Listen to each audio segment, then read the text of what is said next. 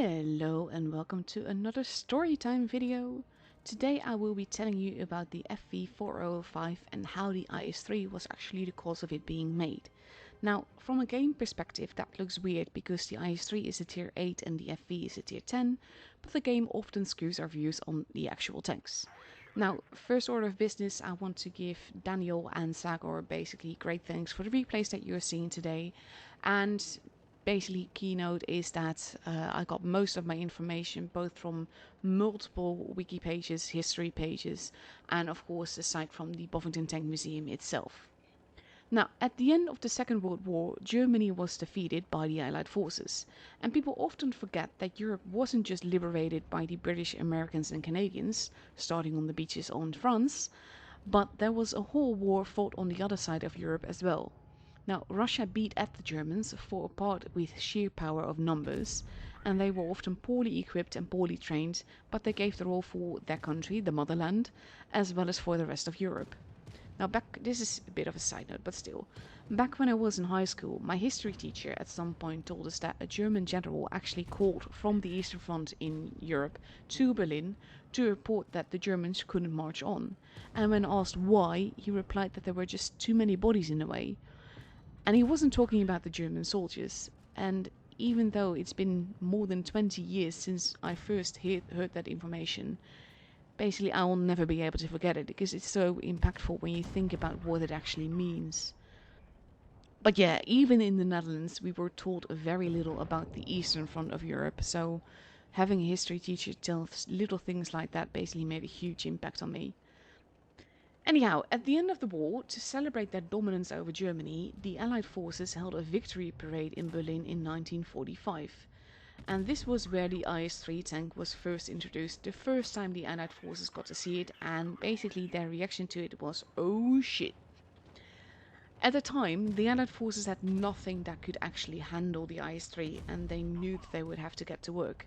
It had a relatively low profile, and while the cast semi-hemispherical turret offered more protection, it also meant the tank had little gun depression and was less comfortable for the crew inside because there was just simply less space for them. And because of the shape, it was affectionately called Pike, and it also set the precedent for future Russian tanks shape-wise, with both the pike nose but also like the way that the turret worked and everything.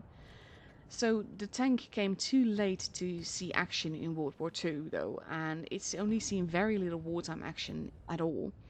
Fun fact is though that apparently in response to border disputes between the Soviet Union and China, some IS-3s were dug in as fixed pillboxes along the Soviet-Chinese border, which means that this was literally buried there and just there. Which still, I can't just imagine that happening, but yeah. Its updated version though, the IS-3M, did see action though during the Soviet invasion of Hungary as well as in the Prague Spring, which is like a whole other war story that you should look up because it's too complicated to put in this video for just a little bit. And Egypt bought a whole bunch of IS-3s and that proved to not be the best choice really, because while the tanks were effective on their own, they weren't exactly made for desert sand and desert heat, so there were, let's say, issues. But either way, long before all of that happened, the presentation of the IS-3 at the Victory Parade did force the Allied forces into action all the same. Now, the British Army realized that facing this tank head-to-head would generally not be the best of ideas. So their goal was to create a tank that could handle the IS-3 tank and its sloped armor from a distance. And not just from a distance, but from a distance that was well beyond the range of return fire from the IS-3. And at the time, there was no gun in existence that could actually do that, so it had to be invented. This of course resulted in an enormous gun, the largest gun ever fitted to a tank, with very large heavy shells. Now, to give you an idea, the projectile weighed around 66 kilos and was 76 centimeters long, which is huge. And the tank was developed in two stages. The first to see if it would even work effectively at all, and then the second stage was basically for surface use. Now, to go from just having a big gun and a very huge turret to an actual tank, they intended to fit basically the turrets onto the hulls of the Centurion Mark III. There were a few differences between stage 1 and 2, one of which was basically they decided to not have the load assist system anymore, so they opted to add another loader to help with the ginormous shells instead. So basically you had an extra guy that had to help lug those 66 kilogram shells around. But the biggest difference was that the turret was actually now enclosed, which has led to the shape that we know and love and affectionately call the shit bun, the porta potty, the box tank, and other affectionate nicknames along the same lines. In the end, though, the tank turned out to be highly impractical, because the shells were so huge and flew relatively slowly, making them susceptible to crosswinds, and thus making it a fairly inaccurate tank, especially at the distance at which it was intended to be used. Plus, the rate of fire was only 2 rounds per minute, which didn't really help the effectiveness either. By the time the tank was actually done, they pretty much realized that future long-range anti-tank capability would be provided by missiles and not porta potties. The project was cancelled in 1957, 12 years after the IS3 was first presented and seen. Now, in 2007, one of the turrets, including the gun, was mounted on a Mark 12 Centurion hull and put on display at the exit of the Bofferton Tank Museum. It was one of the first tanks I've actually seen in real life when I went to my first tank fest in 2016, and I always felt a little sad at how neglected it looked, because you could see the weather effects on it and everything. And basically, it was in such a prominent place, so it kind of made me feel sad. But yeah, so when the news came that it would actually be restored and would actually enter the arena at Tankfest 2024, I was so chuffed.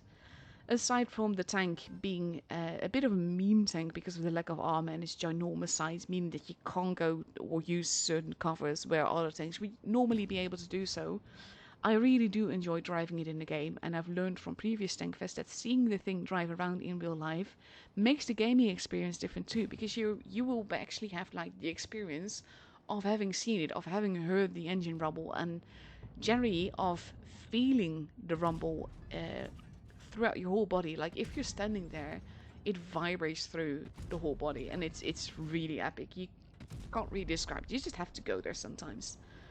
I've actually had the pleasure of seeing the IS3 drive around in 2018, and it was supposed to make an appearance this year too, but unfortunately it had to cancel its appearance, which is a shame because of the combined history between the two tanks, which would have made for a fantastic arena story. I did, however, enjoy seeing the FV4005 drive around with many other tanks, and had the pleasure of actually getting to go inside the FV4005 and to ask Joe Hughes about the restoration of the FV4005. And one of the things he told me was that it was actually the painting of the thing that turned out to be a bigger challenge than he had thought. Because the FV is so huge, he couldn't paint it in one go, as part of it would have already been dry before he'd be basically finished. So he had to do it in sections, which took a lot longer, but was well worth the extra effort. And I just thought that that was a nice little extra detail to share, really. So overall, seeing the thing drive around in real life and knowing that you can basically stand inside. Now, I'm not the tallest person. I'm only 163 centimeters, which is 5'3" for the non-metric people. Basically, I can stand hunched over in there and be fine. And when you compare it to the low profile of the IS3, it's just the differences are insane, really. But yeah, I'm going to finish this video with footage of both the IS3 and the FV4005 driving around in the Tankfest arena. Now, I'm not going to talk over that because the sound of the tanks deserve their own spotlight, and the rest of this video will just be basically footage from Tankfest unedited for your enjoyment, because unless you actually get to go there, you don't get to see them like this, so I kind of want to share that part of it, if that makes sense. But yeah, if you ever have the chance, definitely go to Tankfest, because it is well worth it, and it's great to meet all the people, but also just to see the tanks drive around. But that's it for this video, really, so I hope you guys enjoyed this video, and I'll be seeing you guys the next time. Bye!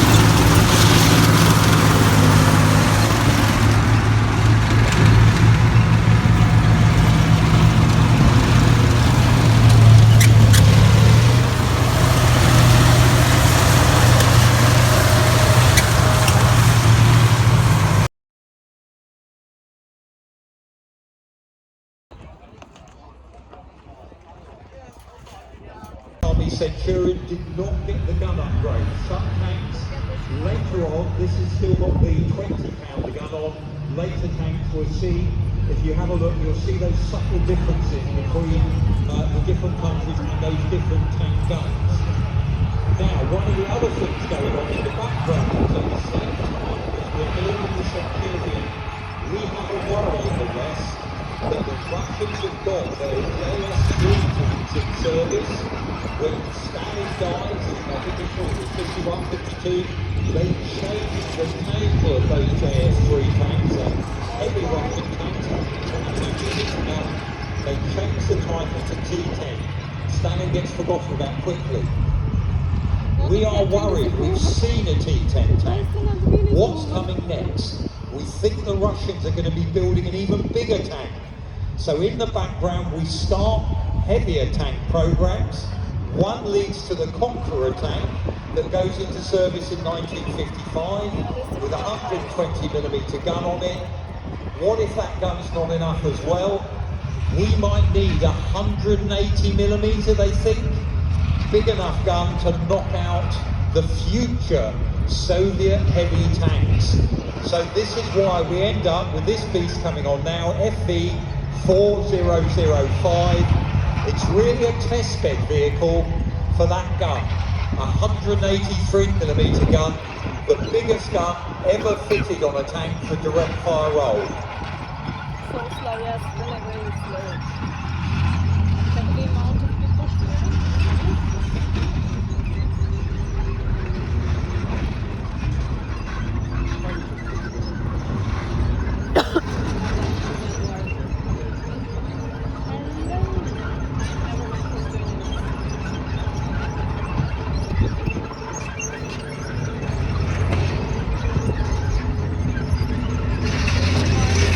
FV4005, it goes through a couple of iterations. They start by trying to design an assisted loading system because the rounds on this are so big. They have to break it down anyway, the projectile first, and then you load it with pace with all of the columns to the glass on the end of the barrel. They start by trying to come up with a system of assisted loading system. Good on the radio. Thank you. So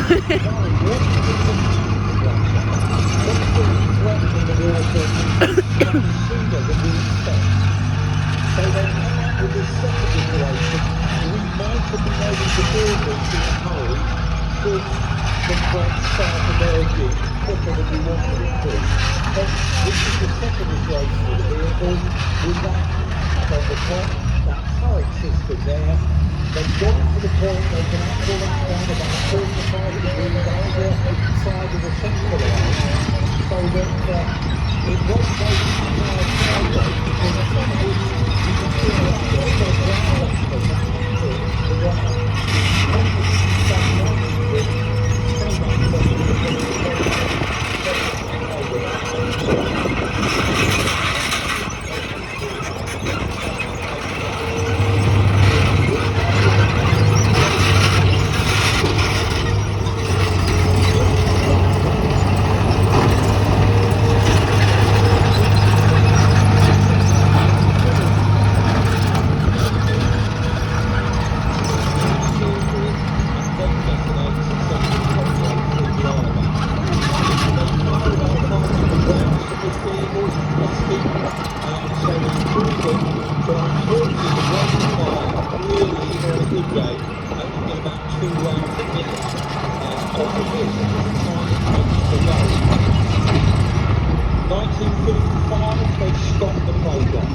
And the reason for that is two different reasons. One, in the background, it emerges that Khrushchev, now the Russian president, or in charge basically, he doesn't like heavy tanks. He stops the Russian heavy tank program. And the second reason, the key reason, is now we can get anti-tank missiles to do the same job at distance and with greater penetration and accuracy than firing the 183mm gun with its huge great rounds. One of the problems of the rounds, they're so big and Hess rounds tend to be a bit slow through the air because it's like firing a dustbin. Those rounds can be blown off target out to about 2,000 metres away, etc. So they're not too sure if this is the best way to go. And missiles tend to take over, or we end up, as we find out as we look at the Centurion story, there's perhaps other ways we can develop our tank guns.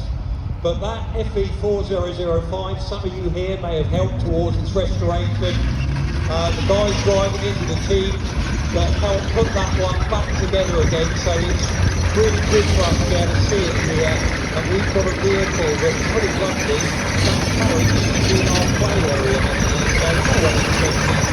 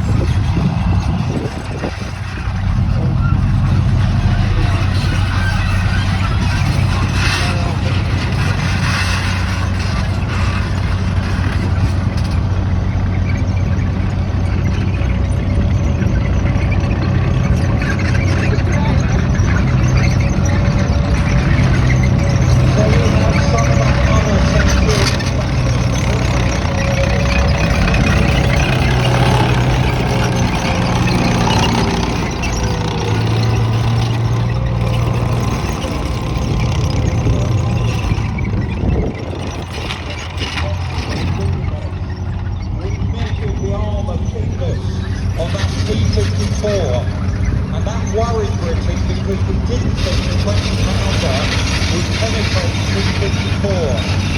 So we start a program to make a new gun.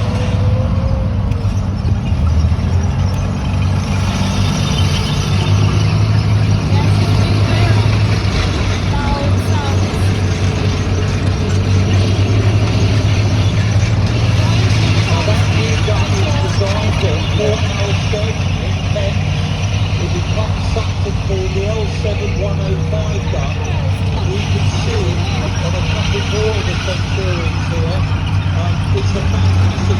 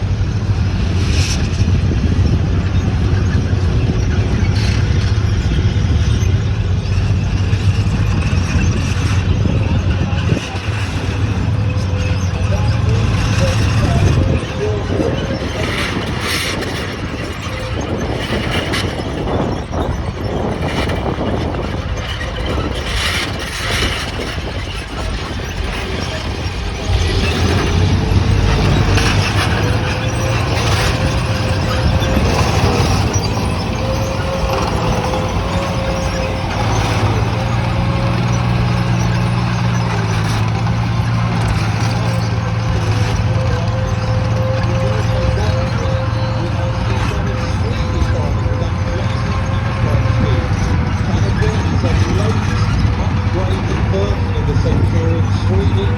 They put a diesel engine, continental diesel in the back, and extra armour, reactive armour on it.